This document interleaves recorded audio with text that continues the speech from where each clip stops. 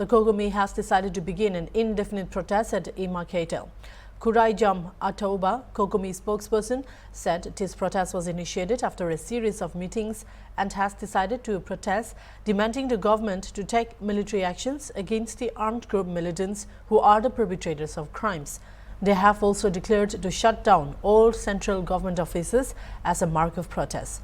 People have also been appealed to take torch march against imposition of AFSPA. What do you see in the recent development in Manipur? What are the steps Kokomi has decided so far?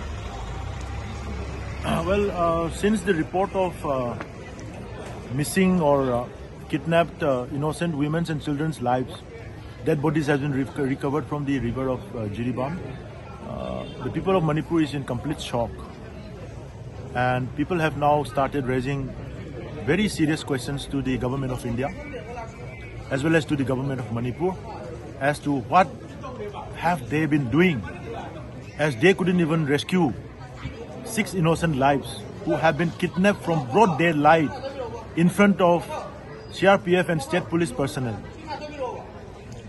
So people have now started taking their own course of action at their own way, at their own convenience, started agitating on the roads, on the streets, and started, doing as per what they think is right. So it is very unfortunate situations. And since last night, since the time we have got the report of the missing innocent children's and women's dead bodies being recovered from the rivers of Jiribam, the Kokomi also initiated a series of meetings, after which we have resolved to initiate an indefinite sit-in protest in the heart of city inside Ima Ketel, set out certain sets of demands from the government of India as well as from the government of Manipur. And as our first line of action, we are demanding the government to take immediate military action against armed group militants of Kuki narco-terrorist groups who are in suspension of operation with the government of India, who have been at the forefront of this Manipur crisis, who are the one who has been killing, who are attacking, who are kidnapping innocent women and children, who are torturing and killing them, who are raping and killing them. So such terrorist act cannot be tolerated, cannot be compromised, cannot be excused, and the government of India and government of Manipur is being demanded by the people of Manipur to take immediate military action within 24 hours.